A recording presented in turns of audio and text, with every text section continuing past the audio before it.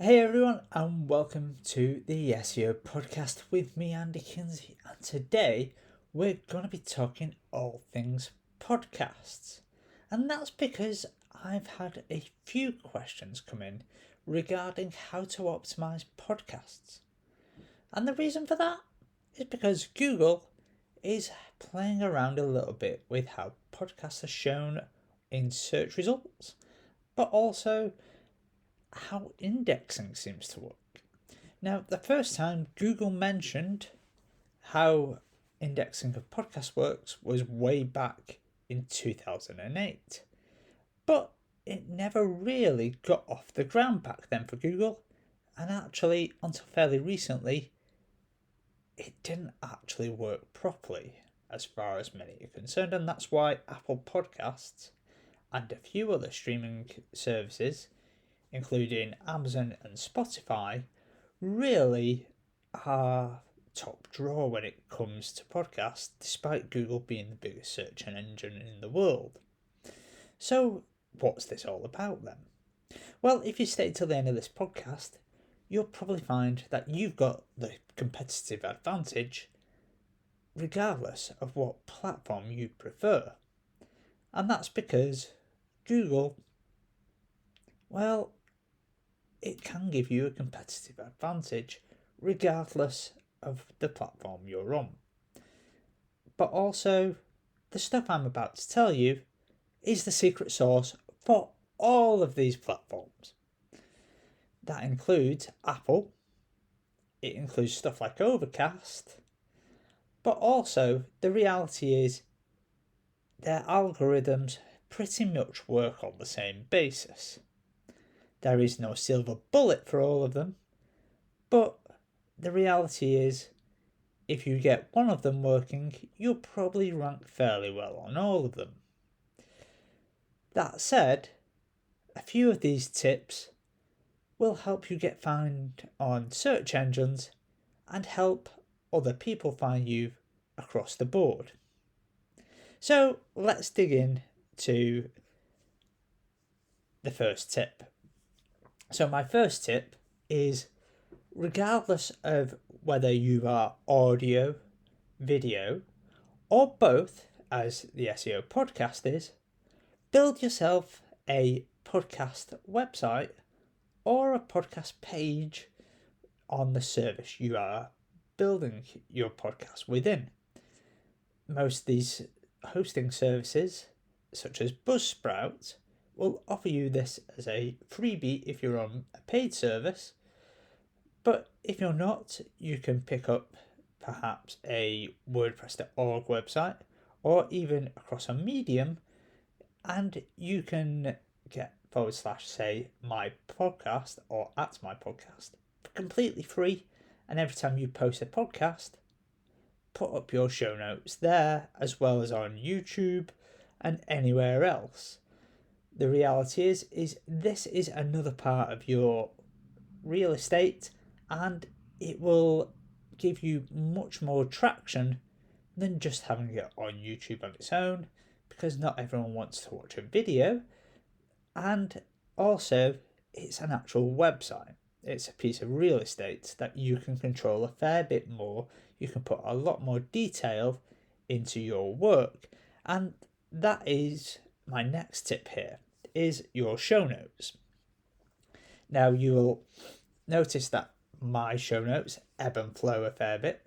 They're sometimes quite chunky depending on what I am talking about, and I will link to a few that are quite chunky. But actually, they tend to be a couple of hundred words max, but sometimes they're around 100 words. But they are always jam-packed with keywords that I think people are going to search for, and even more so across on YouTube and my own website. Whereas the podcast is a little bit less, but the title and any short descriptions are much more jammed with keywords, because the title and the short description are often what key algorithms, such as those you find on Google Podcast Manager, will pick up on. And that historically has been what Google has used, is the meta description and the title. Until recently, I should emphasize. So once you've got those set up, what's next? Well, the big thing is to obviously distribute your podcast. And this is where I find a lot of podcasters fall down. They think, I've got it on Apple, I've got it on Spotify, I've got it in those key places. But actually, the reality of this is that you need to put it into as many places as possible. When I launched my podcast, I spent probably 2 days looking for places to push my podcast to. Now, I've created a quick podcast list that I've called the Ultimate Podcast Submission List. There are places like Apple and Spotify and Google Podcasts. There's Amazon Music, TuneIn, iHeartRadio, all the obvious ones. There's Samsung Podcast that gets you directly onto people with Android phones, which are Samsung. But there's also places like Podchaser, AnyPod, Learn Out Loud, Listen Notes, Podcast Addict. There's Podcast Republic, Women in Podcast. But then there's some others that are language specific. I've not listed on here some that are really quite regional specific, but I'm likely to in the next few weeks. And what you find is that if you are in region specific like Africa, you can pick up quite region specific podcast directories. In fact, despite not being in that region, I found myself listed on one such podcast directory. I've also found myself listed in a German directory because someone has done a translation of my podcast. So thank you to that person. I'm not even sure who you are. So you head over to seoandy.com/podcast and click on the /blog and click on podcast as the category. You will find that submission list. If you find I've missed any there, please do let me know. But anytime you click a link on that page, you will excuse me, you will go to the submission page for that directory, and from there you can obviously spread your work far and wide.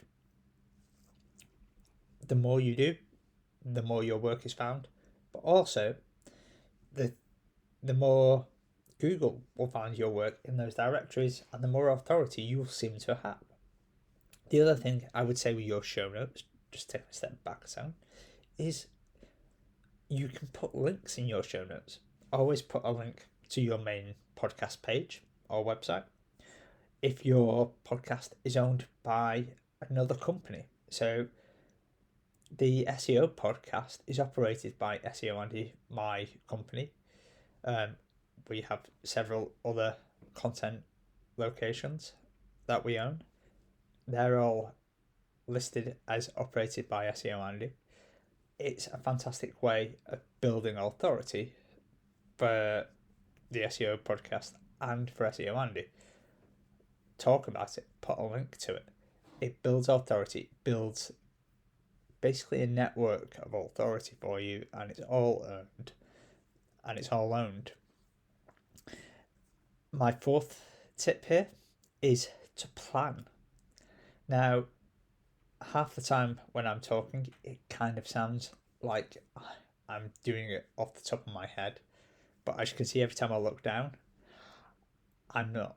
I've got a plan on my computer. I've got various tabs open that I refer to, and I often put those links in my show notes. The reality is that not only do you need to plan each episode, but you need to plan the keywords you're talking around. You need to optimize what you're talking around. And if you mumble over something, sometimes it's fine if it's not too much, but you need to optimize that content for the listener. my episodes have gone from being a mumble of 30-40 minutes to being around 15 to 20 minutes, because that is the optimum time for my listener. And that brings me to tip number 5. Sometimes shorter episodes are better for users, and it's sometimes better to look at different platforms to see what is good for different users. So, for instance, I've gone with the happy medium of not wanting to edit my video and audio separately. And that's because I am just one person doing this piece of work. However, if I had an editor, it might be slightly different. I might do an audio version and a video version, because it appears that the video is wanted to be slightly shorter, whereas the audio, it appears they're happy to listen to this for slightly longer. So there's a bit of a give and take when it comes to this, and use your analytics and your data points carefully. Next up, it's optimizing your titles, as I've said, using keywords, using terms that are used in your industry, but also that the layman in your industry uses. As an example of this, I always am very careful of using terms that someone in a specific industry would use, or a specific business person would use, rather than what in the SEO industry would use. There is certain terms I avoid like the plague. I try to avoid the term algorithm update and just use Google update, unless it is really necessary. And the same goes for optimizing your show notes, although you can be a bit more freer in there as long as you're explaining your terms. And off the back of that, as I've said, on your website, expand on your show notes.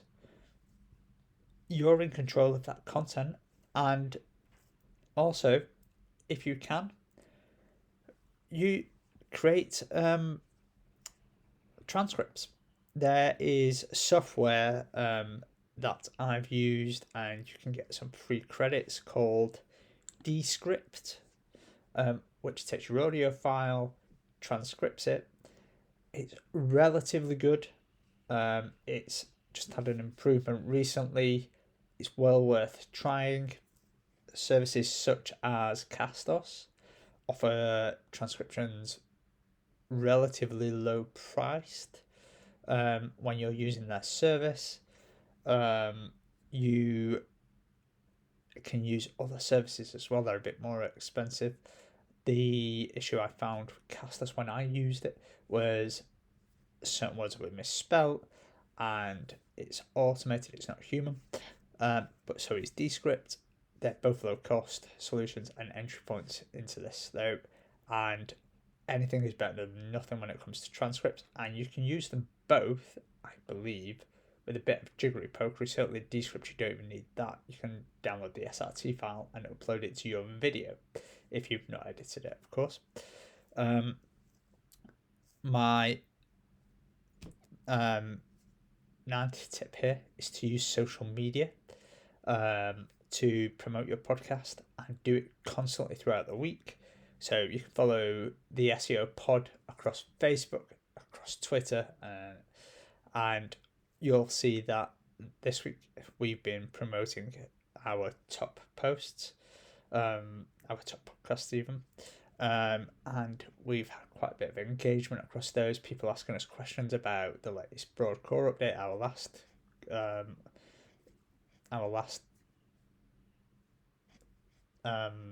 podcast. I keep forgetting the word podcast. And almost our last tip here is to get any guests you have sharing your content. And that's really important, because actually it shows that you are an authority. But I would go as far as to say, get any other podcaster to share your content. And one of the great ways to do that is actually, if you are hosted on a particular platform, go across to Facebook. You'll find a community on there of like-minded people who are using that platform.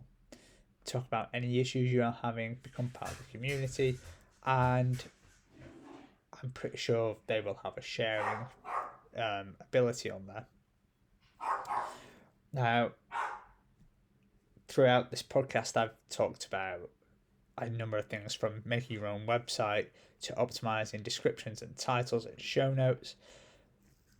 But coming back to what I talked about at the start of how Google's changing things, Google in 2008 introduced what was called audio indexing, and it never really lifted off because Google never really pushed it.